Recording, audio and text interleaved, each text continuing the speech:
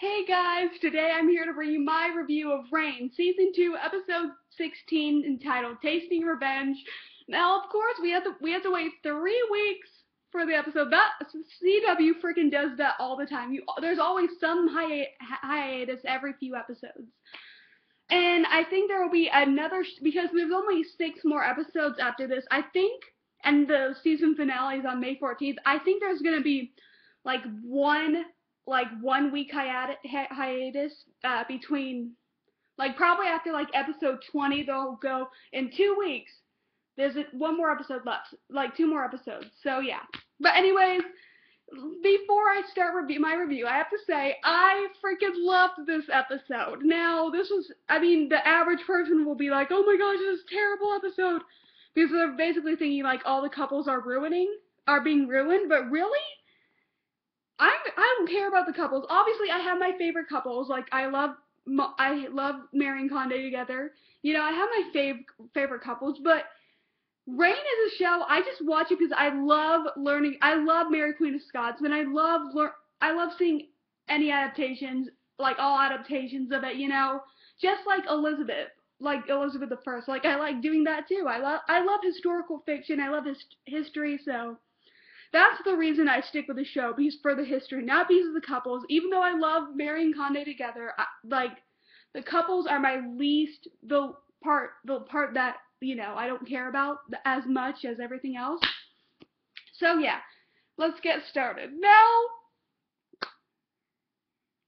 okay, we start with like Greer. She's in the whorehouse. She's like training her whores how to be appear like ladies. They're obviously not real ladies, but and basically Leith comes back. First of all, he has a beard, and I'm sorry, the beard does not suit Leith. I prefer him clean shaven. Also, he has blonde hair, and blonde beards do not look good. So yeah.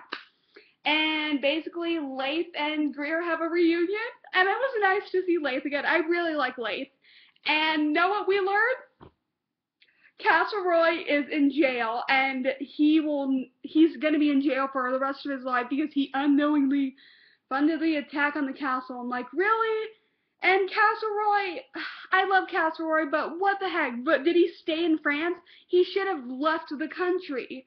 And they wouldn't have been able to. He's supposed to have vast wealth, and the fact that he got captured, it's really sucks. And now I'm thinking that we're probably not going to see Castleroy again for a long time.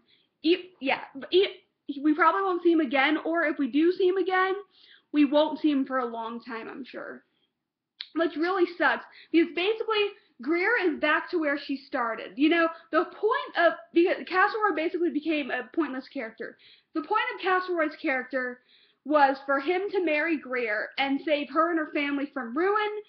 And now Greer is, because he's in jail and disgraced, Greer is back to where she started. Heck, she's even worse off because she's like now running a whorehouse, kind of. And just like, wow. I love Castleroy, but he became a pointless character. Same with Lord Julian slash Remy. He became a pointless character too the moment that Francis claimed his bastard son. So, and then we see them, and then later on in the episode, like uh, Greer, Leith basically finds out that Greer is a madam, and then later on he sees Greer like defending one of her ladies and not her whores, and then Greer goes back up to her room and Leith follows her, and well, they bang. So yeah. So the great love story is back on. I'm like, really? There are some storylines that are meant to stay. There are some storylines that should have stayed in season 1, And the great love story should have been one of them, And now it's like they're stretching out this love story, and I'm like, writers, come on, you can think of something better. Maybe give Greer a new love interest, or make her be like, no what, or I don't know, or make her stick with Castleroy. But then again, I wouldn't blame her if she got a divorce, because really she has nothing now. It's like, why should she spend the rest of her life married to a man in jail? Because she won't have a future. She won't, just, she just, yeah, so the great love story is back on, and I'm like, I could care less. But that's, to be fair, that's the only happy couple. Even though it's the couple I don't want to be happy, I'm like, it needs to be over. Like, I'm done with it. It's expired, and now their writers keep on bringing it back up, and I'm just like, why? Okay, so now the next story is Mary and Francis, and basically, like, there's this tasting going on, and that tasting, there was like a wine made for Francis when he was born, and now it's a wine tasting. Like, it's been several years and they're tasting his wine. So there's party planning. Of course, Kenna's planning it because she's a party planner. And she, with Mary's guidance, invites all the young eligible women. Like, basically, lords and ladies are bringing their daughters and their unmarried daughters and sisters and nieces to come to court to be a potential mistress for Francis. And yeah, and meanwhile, Francis is not really having it. He wants to stay with Mary, but Mary, she's being cold to him. Even though I'm not a Frary shipper, never was. I never liked Francis that much. Like, Mary was being so freaking cold to him. I was like, okay, Francis has done a lot of stupid stuff, but he doesn't deserve that much hate, you know?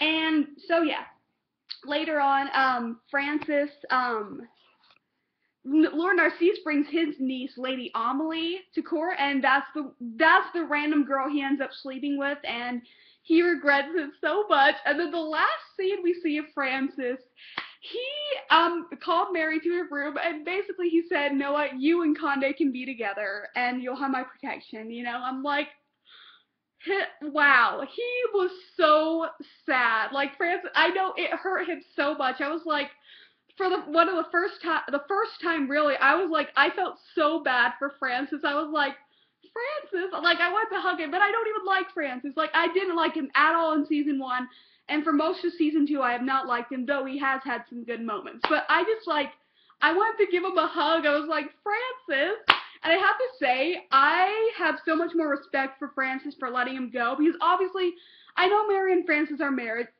but their love story is basically over. Their relationship has expired. They're still going to be husband and wife, but it's over. Like, people seem to forget that they were 15 when they fell in love, and they're like 17 now. And most people do not stay in love with the same person they loved when they were 15. Some people do, some lucky people do, but really, they're teenagers. Teenagers make stupid decisions. I was a teenager once. Thank goodness I'm done being one, because I'm 20. But, yeah, it's sad. And I have to say, I never thought Toby Regbo was that good as an actor. He was not, like, bad. It was just, I didn't think he was that good. And, like, he always had these weird facial expressions, and he moved up his eyebrows, kind of like Lena Headey does for Cersei in Game of Thrones, but her acting is good. But, wow, Toby Regbo's acting in this scene was so good, and he really did look heartbroken. I was so sad for Francis, and I just wanted to give him a big hug of like, ugh.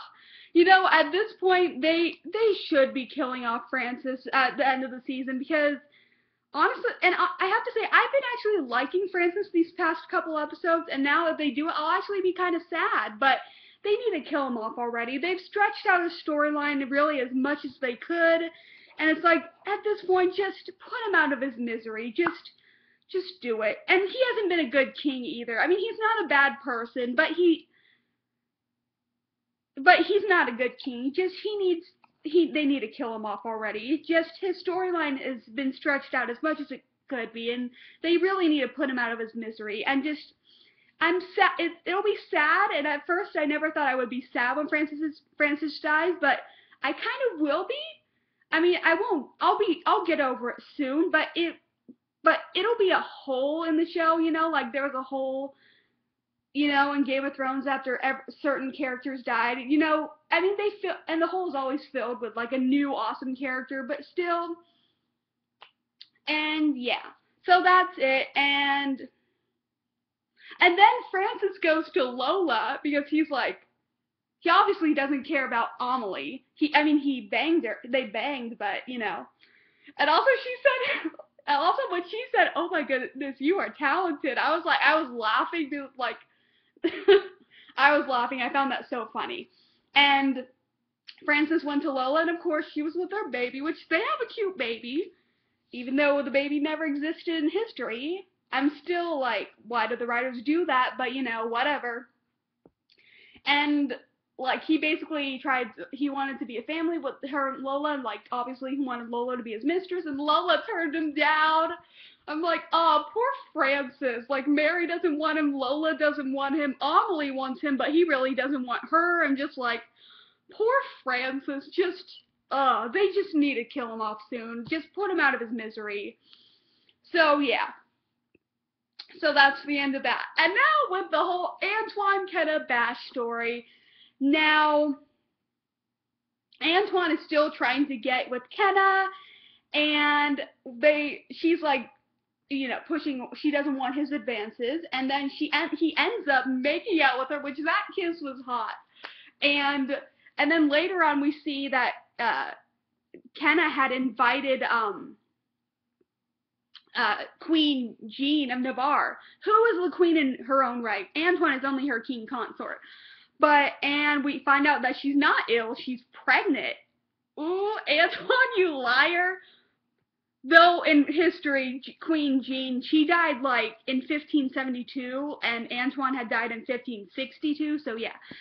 And Kenna's like, at that point, she's done with Antoine, she tells him off, and yeah. I mean, I like Antoine as a character, I liked him as a character, but he was going too far with it. And know what, Kenna? You know, I always give Kenna a hard time. I thought she was stupid and spoiled and selfish, and it's like, she was actually really smart in this. I'm like, I'm so proud of Kenna, and I actually really liked her in this episode. And then and then at the end of this episode, after Antoine has left court, I'll talk more about that later.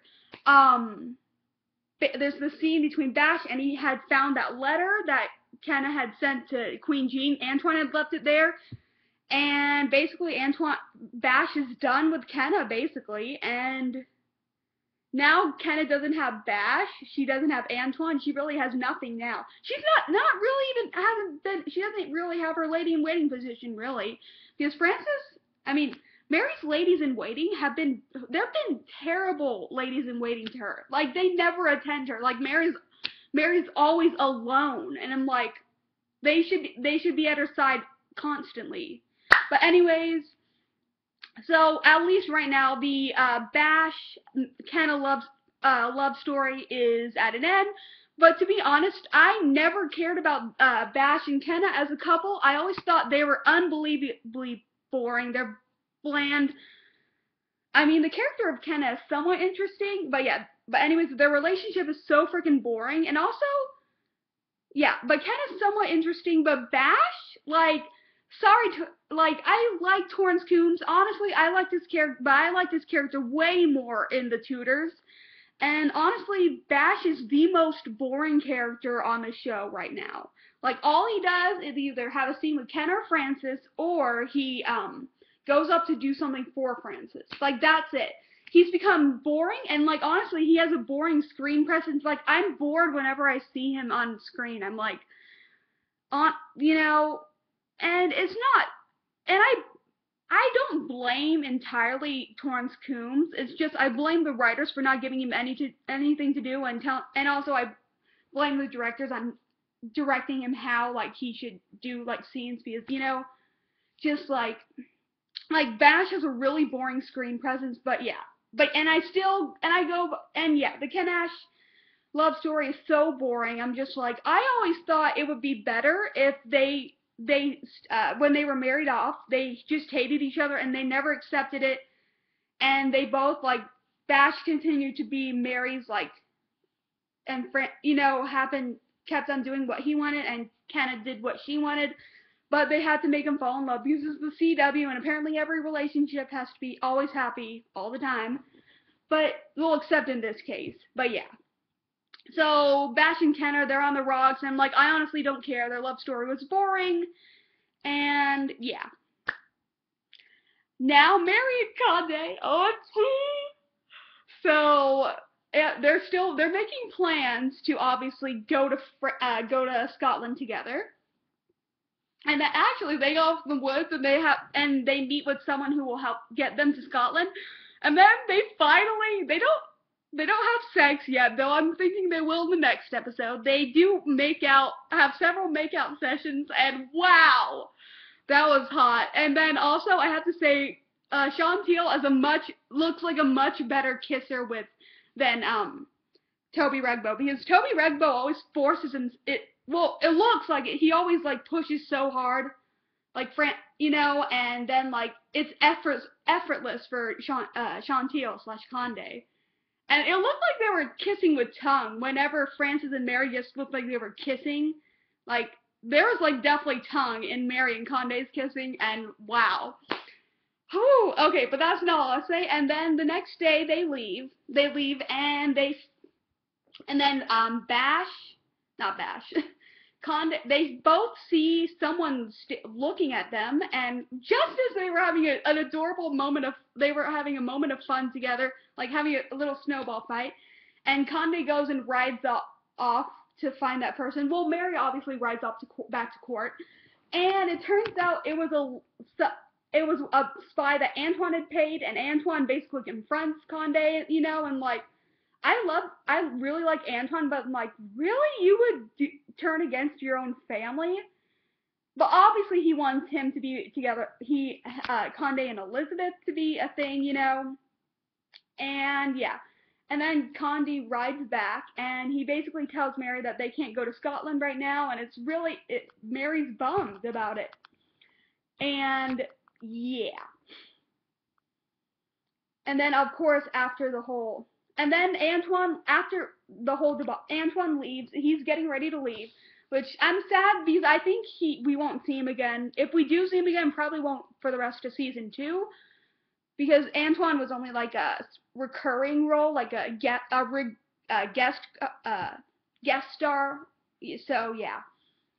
And Antoine is like, and Conde punches Antoine in the face. I'm like, I like Antoine, but he deserved that punch in the face, and I'm glad it was Conde doing it. And yeah, and they part, and it looks like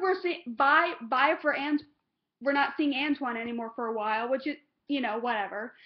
And yeah, obviously after the whole Frances telling Mary that she and Conde can be together, Conde and Mary go to each other and they kiss, and she tells him that Frances is letting them be together, and he's like, are you sure? Are you sure? And it's like, yeah. And then she says, I love you. And then Conde doesn't say anything, and they hug, and I'm like, ooh, Conde. I have to say, I think Conde really does love Mary. He just doesn't know how to say it.